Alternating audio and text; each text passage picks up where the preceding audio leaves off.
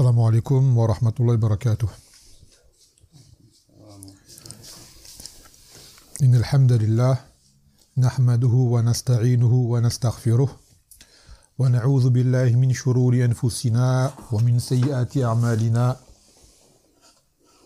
ومن يهدي فلا مضل له ومن يضلل فلا هادي له وأشهد أن لا إله إلا الله وحده لا شريك له وأشهد أن محمدا عبده ورسوله صلى الله عليه وعلى آله وصحبه وسلم تسليما كثيرا أما بعد.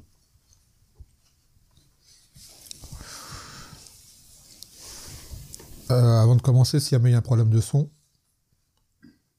comme on informe maintenant, Inch'Allah.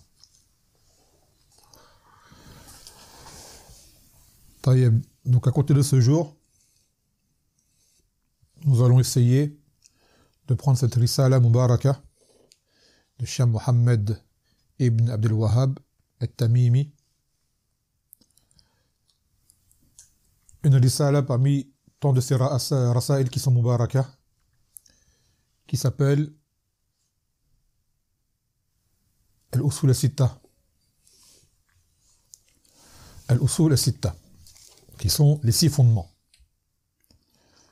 C'est une risala mukhtasara, yani résumé, qui va nous évoquer 6 fondements que doit impérativement connaître le musulman dans sa religion. وهذا يتعلق بأمور التوحيد والعقدية والمنهجية. Et cela en relation avec les choses qui sont relatives au tawhid, à la croyance et à la méthodologie. Un livre est résumé. Biznillah ta'ala, on va tenter de prendre, lors de chaque ders, un osl, un fondement. Et un fondement, vous savez, c'est une chose, une fondation sur laquelle se bâtit autre chose, comme mathalan al-bayt. Al-bayt, la usul, une maison, ça a des fondements. Car une maison sans fondement ne tient pas debout. Une maison sans pilier, ça ne tient pas debout. Donc la religion, c'est pareil, elle a des fondements. Des choses à connaître pour que la personne soit ancrée et puisse assimiler et surtout comprendre et appliquer les choses qui lui sont indispensables en religion. Donc ils lui font des fondements. Ne pas prendre la religion ne pas prendre la religion de façon éparpillée par-ci par-là. Il faut la bâtir sur des fondements. Et ce genre de livres sont là pour enseigner cela de façon simple, résumée. Lakin, elles sont, comme on l'expliquait, indispensables à connaître. Et cet auteur, il est connu pour ce genre de rasail, ce genre d'épîtres, d'accord, qui sont faciles à mémoriser pour qui veut les mémoriser, et faciles à comprendre pour qui veut vraiment comprendre. Non. يقول رحمه الله تعالى بسم الله الرحمن الرحيم. Donc il commence par la basmala. Alhamdulillahi rabbil alamin wa sallallahu wa sallam ala wa barak ala nabiyyina Muhammadin wa ala ahli wa sahbihi ajma'in. Donc après avoir fait l'éloge d'Allah Azza wa Jal et la salat sur le Nabi sallallahu alayhi wa sallam, plutôt il a invoqué que Allah fasse les éloges sur son prophète et qu'il lui accorde la baraka, ainsi que sur sa famille et ses compagnons, tous ses compagnons. Il dit min a'jab al-ujab wa akbar al-ayat ad-dallati ala qudrati al-malik al-ghallab sittat usul bayyanaha Allah ta'ala بيانا واضحا للعوام فوق ما يظن ظان ثم بعد ذلك غرط فيها كثير من أذكياء العالم وعقلاء بني آدم إلا أقل القليل. Donc il dit l'auteur, pour ceux qui veulent suivre, j'ai mis le PDF, il y a la traduction en français. Moi je vais traduire comme mon habitude de façon spontanée, selon mes propres capacités. Quoi qu'il en soit, pour les gens qui veulent suivre et réviser par la suite, il y a le matn traduit par le frère Samir Ibn Abdel Majid Abu Bilal Al-Jazairi Hafzallahu Ta'ala, qui a également sa chaîne qui s'appelle J'apprends l'Islam, pour ceux qui veulent d'autres PDF très profitables. Non.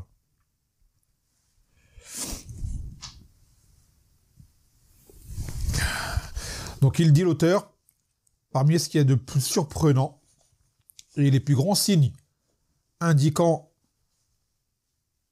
la capacité du roi et du grand dominateur, il y a 6 règles, 6 fondements, on va dire plutôt, que Allah Azza wa Jal a clarifié de façon limpide pour le commun des gens de l'islam, surpassant ce que puissent penser les gens.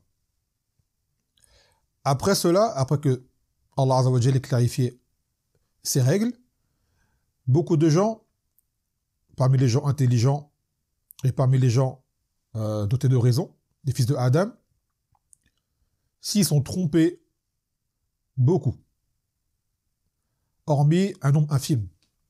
C'est-à-dire ces règles-là, elles sont claires. Malgré cela, vous verrez des gens qui se sont trompés dans la compréhension du Coran.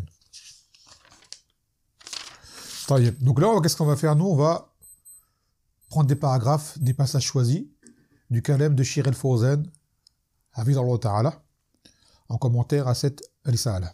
Pas tout. Les principaux paragraphes. Donc il dit par rapport à ce passage du matn, Alhamdulillahi Rabbil Alamin, wa sallallahu wa sallam wa barak ala nabiyina Muhammadin wa ala ahli wa sahbihi ajma'in. Donc il a dit comme l'auteur. La shakka anna Allah subhanahu anzala al-Qur'an tabyinan wa tibyanan li kulli shay. Wa anna Rasul sallallahu alayhi wa sallam bayyana hadha al-Qur'an bayanan shafiyan. Donc il ne fait aucun doute que Allah Azza wa Jal a fait descendre ce Qur'an pour clarifier toute chose. Et que le Nabi sallallahu alayhi wa sallam lui-même est venu pour clarifier ce Qur'an, pour qu'on le comprenne.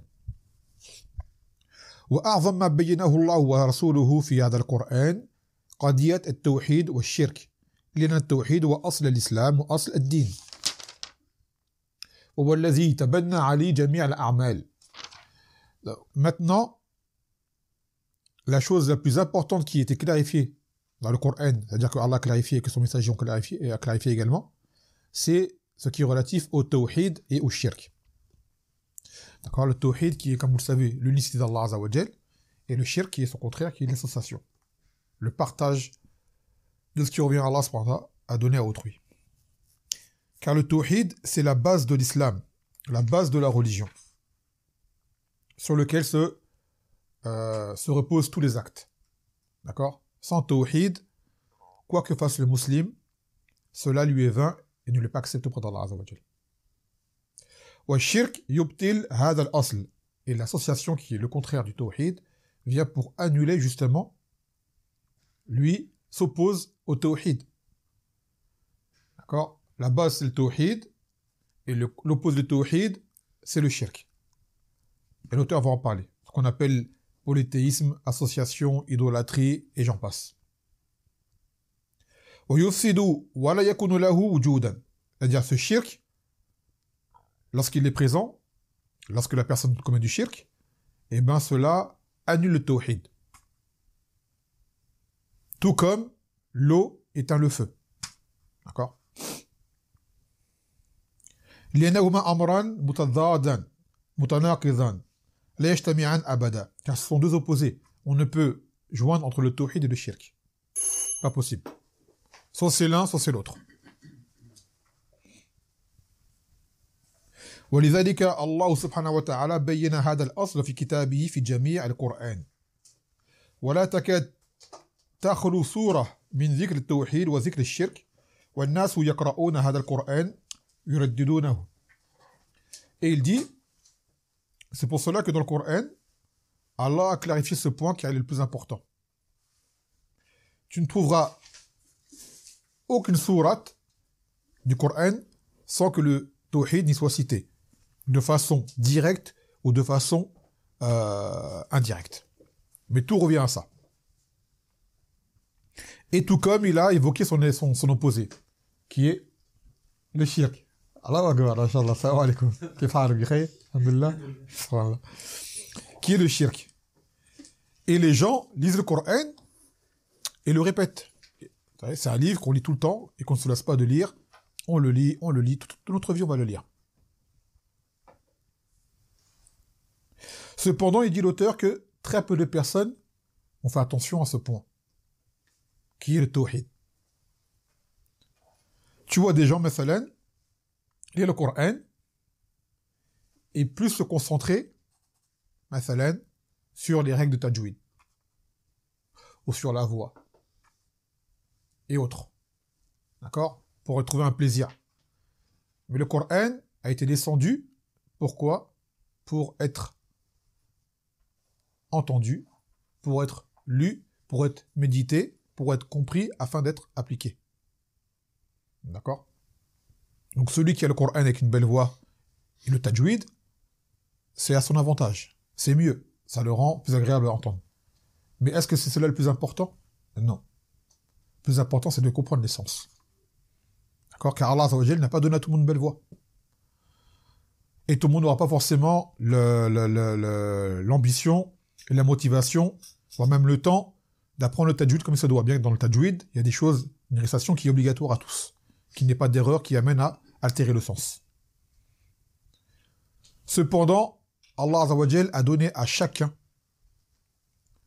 cette distinction et cette raison pour comprendre ce qui est voulu dans le Coran. Mais ça, le Coran, dans toutes les langues dans lesquelles les sens seront traduits, l'essentiel à comprendre, vous allez comprendre. En anglais, en français, en allemand, en italien, en chinois, en espagnol, toutes les langues. Le tawhid, tu vas le comprendre, bismillah ta'ala. Et le shirk, tu vas le comprendre. Tu n'es pas obligé d'avoir l'arabe pour comprendre le tawhid, de base. Après, il y a des choses, on appelle le tawassu', l'approfondissement, ça c'est une autre question. Mais ce qui est à connaître et ce qui est appliqué, d'accord, Allah Azza wa Jalla a fait en sorte que cela soit à la portée de tous. Grands, petits, hommes, femmes. Là, on parle des mukallafoun, on parle pas des gens qui ont certaines maladies mentales, les trisomiques ou quoi, eux c'est autre chose. Là, on parle des mukallafoun, des gens sur qui s'imposent les charges de la religion, c'est-à-dire qu'ils comprennent, une personne normale. Et même les koufars, ça aussi, ils vont le comprendre. Même si tu dis j'ai pas compris, il peut le comprendre. Ça à sa portée. Et il dit, donc maintenant, pourquoi est-ce que les gens maintenant, malgré cela, cette compréhension, ne comprennent pas, n'appliquent pas et ne voient pas? لأنهم يمشون على العوائد وما وجدوا عليه آباءهم ومشايخهم فالأصل عندهم ما وجدوا عليه آباءهم ومشايخهم وأهل بلدهم. Parce que les gens suivent les coutumes, suivent ce sur quoi étaient leurs pères, leurs ancêtres, leur village, leur contrée, ce qu'on leur a toujours appris. ولا يفكرون في يوم من الأيام أن يتأملوا ويتدبرون القرآن ويعرضوا عليه ما كان عليه الناس هل هو صحيح أو غير صحيح. Car les gens ne prennent jamais le temps d'analyser ce que dit le Coran pour voir est-ce que ce qu'il fait est en concordance avec le Coran, ce que les gens font, est-ce que ça correspond au Coran ou quoi. Il dit c'est comme ça que j'ai appris, je marche. Le Coran dit de faire une chose, les gens font le contraire, il dit le faux contraire c'est que c'est ça. Alors il va lire dans le Coran qu'il ne faut pas le faire la chose. Et quand tu lui dis il ne faut pas faire ça, il dit oui, c'est comme ça qu'on m'a appris, vous avez qu'à voir les gens dans la salat, mesela, nous allons au masjid, voilà, tu verras rarement 4 à côté les uns des autres faire une salat identique. C'est rare. Tu vois, je parle pas dans les choses où il y a un khilaf qui est accepté. Dans les règles, tu verras rarement 4 personnes faire une salat identique, alors que le Nabi sallallahu alayhi wa sallam, il a dit Sallu kama ra'aytumuni usalli. Faites la salat comme vous m'avez vu l'accomplir. L'autre il fait comme son madhab, l'autre il fait comme son père, l'autre il fait comme son prof lui a appris, mais est-ce que les gens reviennent à la sunna comme elle est venue? En soi, très peu le font. Donc pour le Coran, en bref, c'est ça. Le Coran appelle à des enseignements, à des actes, et malgré cela, tu vois que la plupart des gens transgressent. Et sciemment. Cependant, ils ne réfléchissent pas. D'accord? Donc ce suivi aveugle, c'est devenu la religion des gens. يقول وإنما يقرأ للبركة وحصول الأجر بالتلاوة وليس المقصود أن يقرأ للتدبر والعمل بما فيه. Car les gens lisent pour la baraka du Coran, pour la lecture, la récitation et non pas pour appliquer. Vous allez voir aujourd'hui, مثلا, les plus grands Qura, qui sont les gens qui récitent le Coran, tu verras beaucoup d'entre eux, hein, qu'en apparence, tu vois, c'est pas appliqué. Juste tu les vois, tu sais qu'ils l'appliquent pas. Tu vois, le Coran, il les connaît de Al-Fatiha, Al-Nas. Et certains pourraient lire le surat, il va dire, San, à l'envers, jusqu'à Al-Fatiha à l'envers, tellement il connaît le Coran par cœur. Chaque lettre, tout. Taïeb. Regarde maintenant le Coran, comme il le connaît. Est-ce qu'il applique autant qu'il le connaît? Non. Il y a un fossé. Il y a un grand fossé. Et le Coran n'est pas venu pour ça. Maintenant, celui qui a le Coran bi-itqan, ça veut dire qu'il l'a mémorisé de façon minutieuse et qu'il l'applique, masha'Allah. Hada ahsan ma yakoun, c'est ce qu'il y a de mieux à faire. Mais, l'essentiel, c'est que le Coran, déjà à la base, son hifz, c'est le Fatiha. La seule chose que tu es vraiment obligé d'apprendre du Coran, c'est le Fatiha. Car c'est un rukn de la salat, c'est un pilier de la salat. Si tu ne connais pas le reste, c'est un manquement de ta part, mais tu n'auras pas commis de péché. C'est un manquement, on va dire, fais des efforts, tu peux apprendre tes sourates, celles qui sont courtes. D'accord, tu peux les apprendre. C'est mieux. Normalement, tu devrais avoir envie de les apprendre, de toute façon. C'est la parole d'Allah Azza wa Jal. Donc tu veux l'avoir en toi. C'est-à-dire, quand je dis en toi, la mémoriser. D'accord? Car les esprits d'Allah Azza wa Jal, ils sont pas en nous, bien sûr. C'est pas dans la création. Mais toi, tu as mémorisé, d'accord, le Coran. Donc de toi-même, faut qu'on te le dise, normalement, tu as envie de le faire. Et envie de le faire correctement. Tu dis, le Coran, je veux citer correctement. Donc, tu t'y investis. Mais ne pas oublier, quand tu récites le Coran et que tu l'apprends, c'est quoi le but essentiel? D'accord? Ne jamais oublier c'est quoi le but essentiel. C'est de comprendre ce que tu vas lire, ce que tu vas réciter, pour l'appliquer. D'accord? Pour l'appliquer. Sans quoi, ça n'a pas de valeur.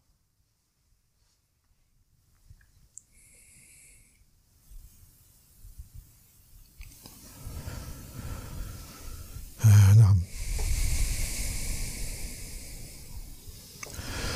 Et les gens qui appellent à appliquer le Coran concrètement sont vus comme des marginaux aujourd'hui.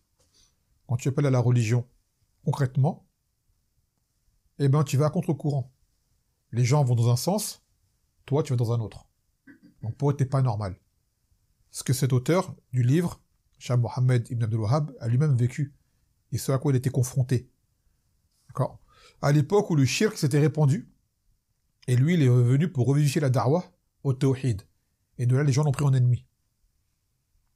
La da'wah a été prise en ennemi car les gens ne la connaissaient pas, ils la méconnaissaient, ils ne comprenaient pas le Coran, ce qu'il voulait dire.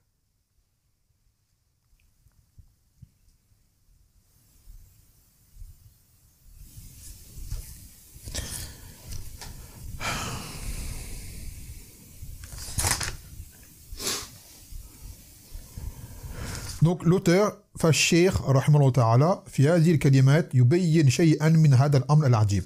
Donc l'auteur, à travers ce livre, va justement montrer des choses surprenantes, qui est de quelle façon les gens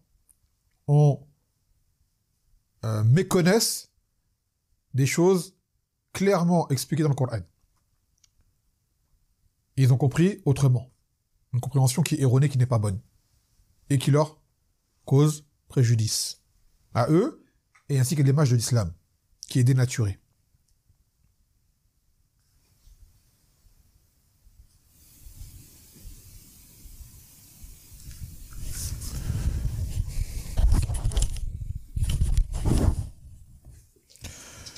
طيب.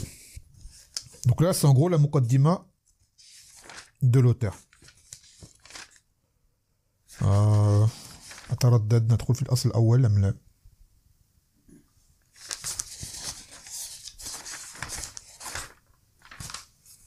On rentre dans le point de fondement ou نعم طيب يقول الأصل الأول. Donc maintenant le premier fondement, il y en a 6. Il dit إخلاص الدين لله تعالى وحده لا شريك له. Donc c'est la sincérité dans la religion pour Allah seul, sans associé. وبيان ضده الذي هو الشرك بالله, et qui est la connaissance de son opposé, qui est ce qu'on appelle le shirk, l'association. وكون أكثر القرآن في بيان هذا الأصل من وجوه شتى بكلام يفهمه أبلد العامة. Et pour montrer que le Coran justement clarifie ce point de différentes manières d'une parole que même la personne la moins intelligente pourrait comprendre. Comme on l'a dit tout à l'heure. C'est tellement clair qu'une personne qu'on jugerait comme étant un peu niaise et sotte, en lisant, elle va le comprendre. Pour vous dire, le Coran est venu à la portée de tous. Du moins, l'essentiel à connaître sera à la portée de tous. Intelligent ou celui qui l'est moins. D'accord? Et dans toutes les langues. Bien que le kalam d'Allah Azza wa Jal, il est en arabe. Quelqu'un ne veut pas dire, ouais, moi je suis excusé, j'étais bête. On dit non. C'est pas une excuse, t'étais bête.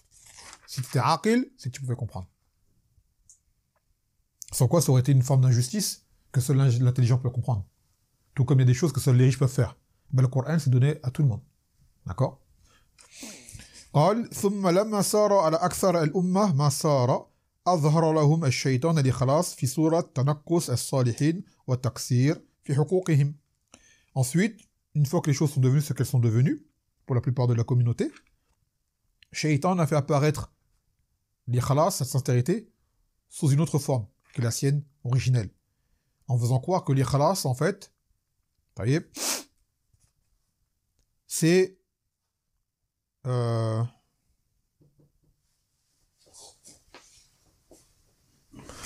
être sincère envers Allah Azza wa Jal, cela revient à mépriser et à ne pas rendre le droit aux salihin, les gens jugés comme étant vertueux et pieux. C'est-à-dire celui qui adore Allah Azza wa Jal seul, cela reviendra à ce qu'il délaisse l'adoration d'autres que lui. Et les gens, eux, pour eux, refuser d'invoquer ou la demande de secours ou la demande d'aide aux awliya, c'est-à-dire les alliés d'Allah Azza wa Jal, pour eux, eh ben, c'est que tu réduis de leur rang. Tu ne leur rends pas leur droit. Donc en fait, pour eux, le shirk rentre dans l'ikhlas, pour la plupart des gens aujourd'hui. Et celui qui est mukhlis, qui appelle à adorer Allah seul, eh ben lui, il dit, toi, tu n'aimes pas les gens, tu ne respectes pas les gens. Tu ne respectes pas les alliés d'Allah Azza wa Jal, les gens pieux. Taïe. Donc là, on revient, ça c'est le kalem du matn. Donc on revient avec un ta'liq de Cheikh Al-Fawzan, hafizallahu ta'ala.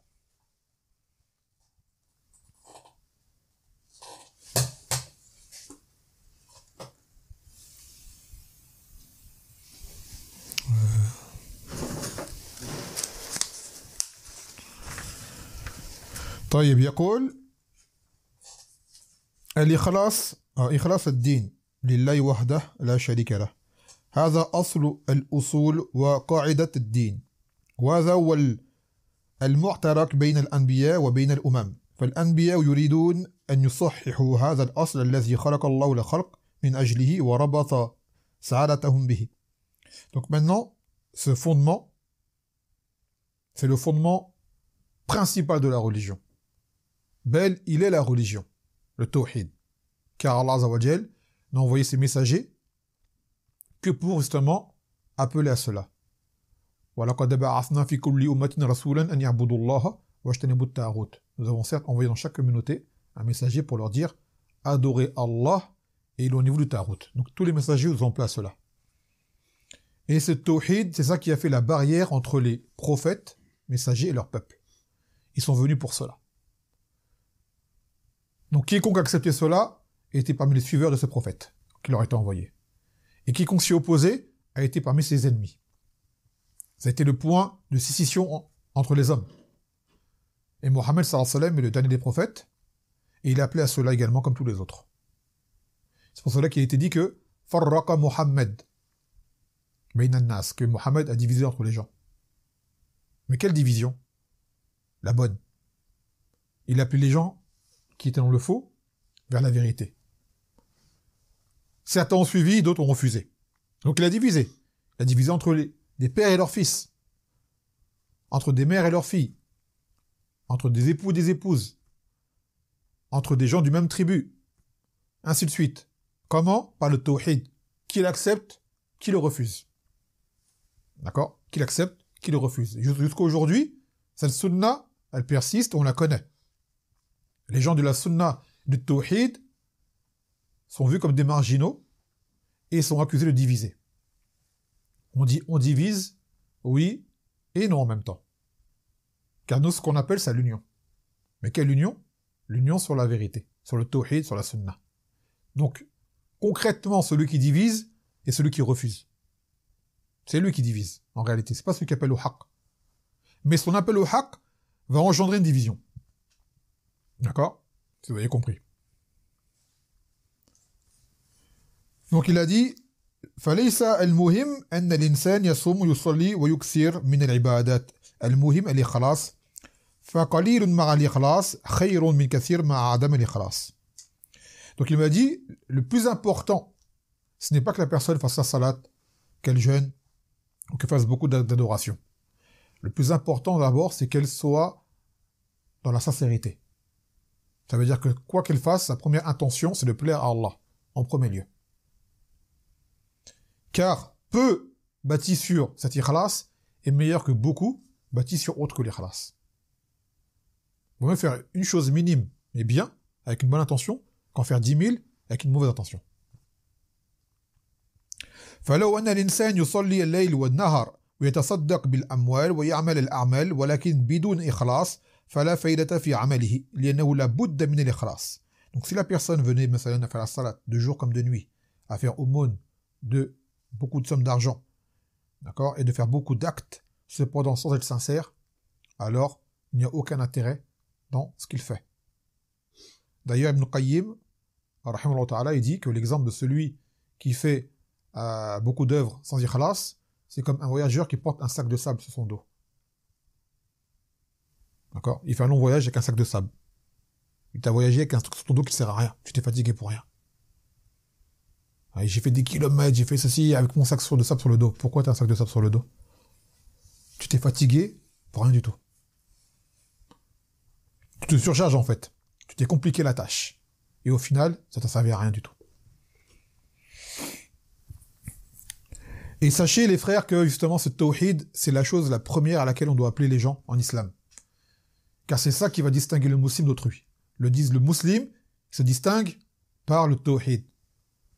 Pas le comportement en soi, pas l'honnêteté en soi, pas la véracité en soi, pas la chasteté en soi. Car ces caractéristiques-là, tu les trouves chez d'autres personnes qui ne sont pas musulmanes.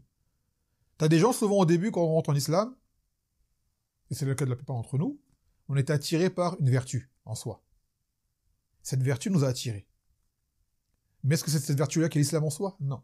Par exemple, quelqu'un, il a vu que les musulmans, ils étaient gentils avec lui. Il a dit, les autres, ils me mettent tout le temps, je suis en galère, et les musulmans, ils m'aident, machallah. Il y a beaucoup d'entre eux avec les musulmans. Donc il est attiré par leur religion. Après il a fait la shahada, et il dit, je suis musulman, je suis avec vous maintenant. Votre religion me plaît. On est d'accord. Maintenant que tu es rentré en islam, tu as fait la shahada, au moment où tu l'as fait, on t'explique qu'est-ce que tu as dit, pourquoi tu l'as dit. Parce que par la suite, le simple fait qu'on t'ait aidé ne suffira pas à ce que tu sois sur une bonne religion. Pourquoi? Car demain tu vas rencontrer des musulmans qui vont pas t'aider. Donc qu'est-ce que tu vas faire? Tu vas partir en arrière? Ou demain, tu vas avoir des gens qui sont pas musulmans, qui vont t'aider également. Tu vas faire quoi? Tu vas aller avec eux. Vous voyez? Ce sont des vertus de l'islam, mais ces vertus-là, tu peux trouver là où des gens de l'islam peuvent ne pas les avoir. Donc si tu t'accroches à ça, tu vas pas tenir longtemps. On en voit plein des gens qui rentrent en islam, oh, c'est beau, tout le monde est gentil, et un jour, il dit j'en ai marre, il y a personne, il y a que du mal et tout. Pourquoi? Parce que lui, il est pas rentré sur le tawhid, lui. Il est rentré pour les vertus qui, elles, sont censées être t'attirer, mais t'attirer vers quoi? Comme un appât, pour t'emmener au cœur de la chose qui est le tawhid. Celui qui a compris le tawhid, bi'izna ta'ala, yathbut. Il a compris. Même si les gens mentent, ils volent, ils braquent, ils font ce que tu veux, mais il dit ça change rien à l'islam, le tawhid c'est le tawhid. Quant à celui qui joue que sur le bon comportement, il va être déçu lui. Il va être très déçu. Et il pourra se faire attraper par n'importe quel philosophe beau parleur. Il va dire une belle phrase, une belle sagesse, il va dire c'est beau ce qu'il a dit, lui ça m'intéresse ce qu'il dit. C'est pas un musulman. Il va y aller. D'accord? Donc le plus important, les frères, c'est pour ça, vous voyez des gens, ils font les prédicateurs, ils appellent les gens, comportement, grand péché et tout, ils disent non, mais c'est bien. Mais c'est insuffisant pour faire de toi un musulman, ça habite, ferme. Sans quoi demain, la moindre fitna va t'embarquer avec lui. Sur les droites, ils disent, ouais, grâce à lui, trop de gens sont rentrés en islam. Mais c'est quoi leur islam? Il dit, ouais, je vole plus, je fume plus, je bois plus, oui, mais tu joues toujours sur la tête de ta mère. T'as pas compris encore ça. Tu vois. Ton père, il va voir les marabouts, t'as toujours pas compris ça encore. Tu crois encore à la superstition, t'as pas compris encore. Tu vois. Plein de choses comme ça. Tu dis que les koufars, tu les aimes, sont gentils, t'as pas compris encore. Tu vois. Tu dis, un tel, il est mort, c'est un kafir, paix à son âme, t'as vraiment encore rien compris. C'est le tawhid qui va te faire comprendre la religion. Et va te faire comprendre c'est quoi que tu dois aimer, qu'est-ce que tu dois pas aimer. C'est pas les sentiments, là. Ça, c'est la religion, c'est la croyance. Ça part au début, au premier abord, repoussant pour certains, mais celui à qui Allah veut la lumière dans son cul, il va la mettre. D'accord? Donc, le plus important, c'est le tawhid. Par le tawhid, tu vas aimer qu'il faut aimer. Et tu vas détester qu'il faut détester. Ce sera plus sentimental, ça sera religieux. D'accord? Tu vas t'approcher des gens de bien et t'éloigner des gens du mal. Et même parmi les gens du bien, t'arriveras à être relatif. Même si quelqu'un, il est sur le tawhid, il fait du mal, tu lui trouves des excuses. C'est-à-dire, tu vas blâmer son mal, mais tu diras, ça reste quand même incroyant. Et l'autre, même s'il fait du bien en apparence, il n'est pas sur le tawhid, tu diras, lui, il peut faire tout le bien qu'il veut. Son attache n'est pas pour Allah Azza wa Jal. D'accord? Donc il n'y a pas de bien en lui, en réalité. Ce bien qu'il fait ne sert à rien. Il ne faut pas se faire prendre par les sentiments, les frères. C'est le tawhid qui est le plus important. Sans tawhid, quoi que tu fasses, c'est vain. Avec le tawhid, quoi que tu fasses comme péché à côté, Allah Azza wa Jal te fera entrer au paradis, même si tu passeras un temps au feu. C'est pas ça qu'on veut au final. Hein? Donc c'est quoi la solution? C'est le tawhid. Donc l'islam, les frères, quand on appelle les gens, c'est à ça. Ça n'empêche pas que tu parles pas de choses à côté qui sont bonnes, attirantes. D'accord? Mais il faut pas se baser là-dessus. Donc demande à plein de gens pourquoi tu rentres en islam, il va dire plein de choses. Mais le mot tawhid, tu vas quasiment pas l'entendre. Donc tu lui dis, toi, il faut que tu apprennes ta religion correctement. Sans quoi, je crains que demain il y ait une fitna qui vienne, tu vas s'embarquer. Il y a des shubuhat, elle atteint ton cœur. Et tu penses du mal des gens du bien, et tu penses du bien des gens du mal. Parce que tu n'auras pas assimilé cette base. Non. Donc il dit, wal-ikhlas ma'nahu tark ash-shirk wa ifradullah azza wa jal bil-ibada. Donc c'est quoi l'ikhlas? C'est le fait de délaisser le shirk et unifier Allah azza wa jal dans l'adoration. Dans l'adoration. Car le tawhid, قد تعلمتم ذلك أنه على ثلاث أقسام. C'est le tawhid de trois catégories. Vous l'avez appris, mais on le répète. Qui nous le répète? عندك. توحيد الألوهية. نعم. الربوبية. نعم. أسماء وصفات. أسماء وصفات. Donc il a dit le frère, le tawhid de, on va dire en premier dans l'ordre, al-rububiyya, qui est d'unifier Allah dans sa seigneurie. C'est avoir pour croyance que c'est Allah qui a tout fait. Qui donne la vie, qui donne la mort, qui fait tomber la pluie, qui a créé les cieux, la terre, ainsi de suite. Ce tawhid-là, l'humanité est quasiment unanime dessus. À part certains orgueilleux qui se disent athées, qui, voilà, mais au fond d'eux, ils savent. Donc ce tawhid-là, en soi, il n'y a pas lieu d'y appeler pour lui-même. Si tu y appelles, c'est pour rappeler aux gens. D'accord? Mais ce tawhid-là, lui tout seul, ne suffit pas à faire tomber un croyant. Car les Quraysh, ils l'avaient, ce tawhid. Si tu leur demandais qui a créé les cieux et la terre, ils diront c'est Allah. Et pourtant, c'est les mushrikoun. Ça n'a pas suffi de croire cela. Le chrétien, il y croit à ça. Le yahoud, il y croit à ça. D'accord? T'as des gens qui se disent irreligieux, mais qui croient en un être comme dit supérieur, ils croient en ça. Mais est-ce que ça fait de des croyants? Non. Deuxième tawhid, comme l'a dit le frère, tawhid al-uluhiyya, le tawhid de la divinité. Et c'est celui-ci qui est désiré. Ça veut dire que maintenant, c'est adorer Allah Azza wa Jal seul. Ce qui lui revient comme droit dans l'adoration, ce n'est que pour lui. Et c'est à ce tawhid-là que les prophètes ont appelé. Et c'est ça qui a fait la division entre eux et leur peuple. Et ça qui distingue le croyant d'autrui. C'est ça. Celui qui adore Allah Azza wa Jal seulement. Et qui ne partage rien avec autrui. Ou pire encore, qui ne fait que adorer autrui. Et ça, c'est là-dessus que les gens sont le plus.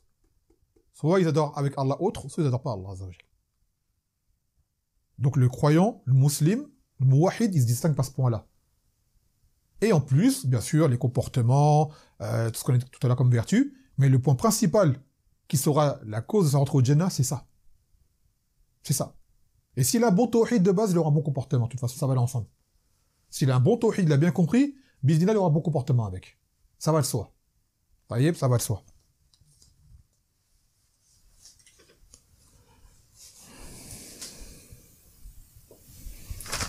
Donc, il faut rakaser là-dessus, se concentrer là-dessus quand on appelle nos parents à l'islam, quand on appelle les koufars à l'islam, quand on appelle même les gens affiliés à l'islam et qui font du shirk. Il faut leur rappeler cela.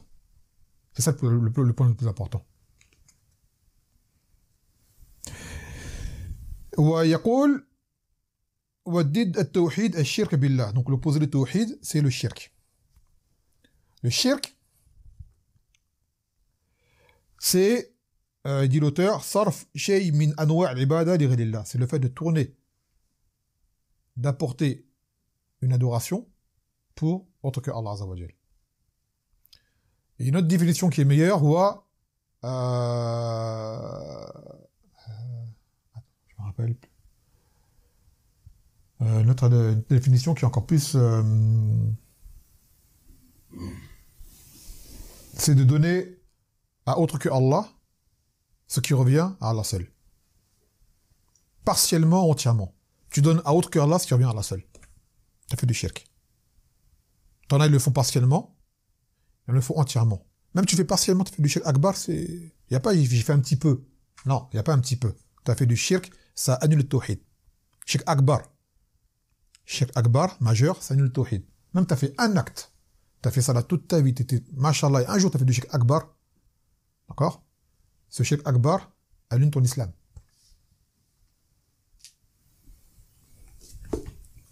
Pour vous dire comment il est dangereux. D'accord? C'est dangereux. Une fois seulement, ça suffit. Et de mourir dessus sans tauba, c'est le feu éternel. Même toute ta vie, tu étais au masjid, tu as fait la salat, tu as fait le hajj, tu as fait sadaqa, et tu es mort sur un acte de shirk akbar sans tauba, tout ce que tu as fait, c'est vain.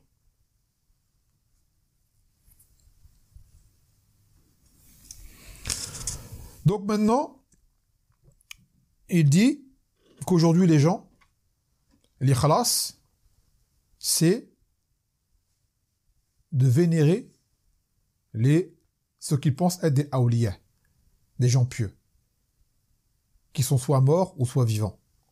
Ils vont les invoquer, ils vont chercher refuge auprès d'eux, ils vont placer leur espoir en eux, un espoir que seul Allah mérite, ils vont avoir peur d'eux, d'une peur que seul Allah mérite, ils vont placer leur confiance, une confiance que on ne pose que sur Allah Azza wa Jal, ainsi de suite. Ils vont donner à ces créatures une part de ce qui revient à Allah Azza wa Jal. Par exemple, vous voyez, souvent on en parle, les marabouts, dans leur pays, ce sont des gens vus comme des gens pieux, des gens de religion. Et tout le monde les vénère. Tout le monde les respecte. Alors que c'est un plus gros shaitan du village. D'accord? Car pour faire ce qu'il fait comme maraboutage, il fait du shirk akbar. Il emploie les shayatines. Il fait des actes d'adoration pour autre que Allah Azza wa Jal. Allah, il n'a pas donné de pouvoir. Il n'a pas de pouvoir, le marabout. Il n'a rien du tout. C'est juste qu'Allah Azza wa Jal a laissé les shayatines travailler pour lui. Sans quoi il n'a aucun pouvoir. Rien du tout. Personne n'a aucun pouvoir. Même les awliya, les vrais awliya d'Allah Azza wa Jal qui font des miracles, c'est Allah qui leur a permis de faire cela. Sinon, les gens n'ont pas de pouvoir. Et ils vont dire, attention, si tu dis ça, il va t'entendre de là-bas, le marabout Foulaine. Je n'entends rien du tout. Attention, il va te faire ça, il va rien faire du tout. Tu vois. Il peut te faire ça, il peut rien faire du tout. Si c'est ce que Allah Azza wa Jal aura voulu. Et pour qu'il ait les moyens de faire ce qu'il fait, c'est qu'il a fait le plus grand mal. Il n'a pas braqué, il n'a pas tué, il n'a pas violé, il n'a pas volé, d'accord? Il a fait du shirk. Peut-être qu'il est chaste, peut-être qu'il est honnête, peut-être qu'il est véridique, d'accord? Peut-être qu'il est respectueux envers la créature, mais il fait ce qu'il y a de pire envers le créateur. D'accord? Donc c'est ça ce qu'il faut regarder. Si jamais tu vois ça, tu vas oublier son faux bon comportement. Oh, le marabout tel, grâce à lui, on a 100 mosquées, il a fait 10 puits, il a fait ceci, cela. Il a égorgé pour autre qu'Allah. Un coq, mathalan. Un coq. C'est quoi un coq? C'est rien. Tu l'égorges pour autre qu'Allah, t'as fait la pire des choses qui soit. Un coq. Et Madouna Zalika. Il y a un hadith qui est venu qu'un homme il est rentré au feu pour avoir sacrifié une mouche. Une mouche. Donc on regarde pas la taille de ce que tu vas sacrifier. On regarde ta niya, ton intention, elle était pourquoi? Pour autre que Allah. Quoi que t'aies fait. C'est du shirk akbar. T'as égorgé 10 000 chameaux, que t'as égorgé une mouche, sacrifié, on va dire plutôt ce qu'il a égorgé une mouche. T'as sacrifié une mouche. D'accord? On regarde pas la taille. On regarde ce qui est dans ton cœur. T'as voulu autre que Allah Azza wa Jal, c'est pareil. Que t'aies invoqué soi-disant une petite personne ou que tu as invoqué le plus grand des gens pieux soi-disant à tes yeux, c'est pareil. Les Nasara, ils invoquent qui? Isa. C'est qui Isa? Non. Je veux dire, c'est quoi son statut? Un prophète, un messager. Min ulul azm, parmi les 5 meilleurs. Donc je veux dire, c'est pas n'importe qui, c'est Isa quand même. Il n'y a pas de différence. Que tu as invoqué Isa ou que tu as invoqué un clochard en bas de la rue, il n'y a pas de différence. C'est du shirk. Akbar. Tu vois? Et Isa n'a jamais appelé à faire cela. Au contraire, Isa est venu, il a combattu cela. Il n'a jamais oublié. Donc aujourd'hui, les gens, tu vas voir des gens qui sont affiliés à l'islam, qui invoquent leur aoulier soi-disant, près des tombes, ou leur marabout, ou leur sage, ou je ne sais quoi. Quand tu appelles le tawhid, à l'ikhlas, ils vont dire, toi, t'aimes pas ces gens-là. Tu réduis de leur rang. Je dis, non, c'est vrai, je les aime pas. Et t'en as pas mieux, par contre, quand t'es pris en adoration, ils n'ont pas demandé. C'était vraiment des gens pieux. Pour de vrais fi'lan, comme Isa Mathalan, ou sa mère. Et t'en as, c'est vraiment des gens pieux. Et après leur mort, les gens ont exagéré en eux, et ils sont mis à les adorer. Ou à leur attribuer ce qui revient à Allah Azza wa Jal. D'accord? En ayant pour croyance que cela, Allah il aime, ça les rapproche d'Allah. On dit non, justement, Allah n'aime pas cela. Dans le Coran, Allah a dit, Inna Allah la yaghfiru an yushraka bih, wa yaghfiru ma duna dhalika liman yasha. Que Allah ne pardonne pas ou l'associe quoi que ce soit. C'est clair ou c'est pas clair? C'est clair ou c'est pas clair? En français, on l'a dit. Moi, je sais pas le dire en anglais ni rien, je te l'aurais dit sinon. Tu vois? Allah dans le Coran dit, wa'abudullaha wa la tushriku bi shay'a. Adorez Allah et ne lui associez rien. C'est clair ou c'est pas clair? C'est clair, même en français. Quelqu'un dit je parle arabe, je te le dis en français. T'as compris? Oui, j'ai compris. C'est ça qu'on te demande de faire. Tu vois? Et les gens, oui, mais. Et là, il y a le fameux oui, mais qui revient. C'est ce fameux oui, mais qui nous fatigue tous. Et ce oui, mais qui amène à ce que des gens soient sortis de l'islam. Pour avoir contesté cette asl, ce fondement, qui est le plus important. D'accord? Qui est Tawhid al-Uluhiyya. Et il y a le troisième Tawhid que le frère a cité, qui est Tawhid fil asma wa sifat, que Allah Azza wa Jal, il a des noms et attributs qui lui sont propres. Qui lui sont propres à lui. Personne ne peut se nommer avec. D'accord? Des attributs dont personne n'est doté. Et Allah Azza wa Jal, il fait des choses que personne ne peut faire également. Ça rentre également dans le rububiyya, ça.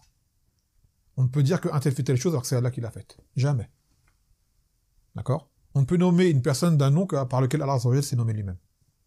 Et certains noms, eux, sont communs. Dans la prononciation, mais dans le sens, ils sont propres à Allah Azza wa Jal, pas à la créature. Car les noms d'Allah Azza wa Jal sont des noms propres et des descriptifs. Toi, c'est un nom propre, c'est tout. On peut te nommer d'une façon, tu n'as rien à voir avec ton prénom. Si un nom s'appelle Jamil, c'est pas le cas. Taïeb. Il y en a qui s'appelle Zaki, et c'est pas le cas. Zaki, c'est dire intelligent. Il y en a qui s'appelle Karim, et c'est un baril. Il s'appelle Karim, ça veut dire généreux, quoi, et c'est un gros avare. C'est juste son prénom. D'accord? Concernant Allah Azza wa Jal, ses prénoms, ses noms propres, on va dire, Afwan, ce sont des noms propres qui lui reviennent à lui, et dont le sens, ils ont un sens qui est immense, et dont l'attribut qui est renfermé, d'accord, lui revient également. Ce n'est pas un simple nom propre. Taïeb. Donc là, on a compris ce premier osle qui est l'ikhlas. Que l'adoration, tu l'as fait pour Allah Azza wa Jal. Tu ne cherches que lui. Et ça, c'est parmi les conditions d'acceptation des actes. Comme dit le Nabi sallallahu alayhi wa sallam, innamal a'malu binniyat, que les actes ne valent que par les intentions. Et donc l'intention, c'est laquelle quand tu fais une adoration? C'est plaire à Allah Azza wa Jal. Donc comme dit Ta'ala, wa ma umiru illa liya'budu Allah mukhlisina lahu ad-din hunafa. Et seulement, il leur a seulement été ordonné de vouer un culte exclusif à Allah. Sincèrement. Ce verset, pareil. Il est clair. Et dans le Coran, il y en a plein de comme ça. D'accord? Et le Coran, il appelle au tawhid. Entièrement. Soit directement, comme on l'a dit, que Allah te dit bien de l'adorer seul et l'associer, ou soit en citant l'histoire des prophètes avec leur peuple, pour montrer le shirk qu'ils ont fait, et que leurs prophètes l'ont appelé à faire le contraire, et qu'ils ont été détruits, et qu'ils ont péri à cause de cela. D'accord? Ou alors, les actes qui sont les règles, le halal et le haram, et pourquoi tu fais le halal pour Allah Azza wa Jal seul, et le haram tu l'évites pourquoi? Pour Allah Azza wa Jal seul. Donc tout revient au tawhid. مفهوم هذا؟ طيب فهذا الذي أخذنا اليوم. Premier asl qui est l'ikhlas. Et que les gens aujourd'hui, pour l'ikhlas, c'est le shirk. C'est vénérer des gens qui ne méritent pas ce qui donne, ce qui revient à Allah Azza wa Jal seul. Il lui accorde. Et ils vont te dire, je les adore pas. Je ne les adore pas. On dit l'acte que tu fais, Allah, il l'a nommé adoration. Toi, c'est pour toi, dans ta conception, ça n'en est pas une. Pour Allah, ça en est une. Donc tu n'as pas le droit de le faire. Et à partir du moment où tu lui dis cela, il doit arrêter. Mais est-ce qu'ils arrêtent? La plupart d'entre eux te prennent un ennemi, comme l'ont fait les peuples des prophètes lorsqu'ils ont appelé au tawhid. Prennent un ennemi. Non. طيب فإلى هنا فسبحانك وبحمدك لا إله إلا أنت أستغفرك وأتوب إليك. السلام عليكم.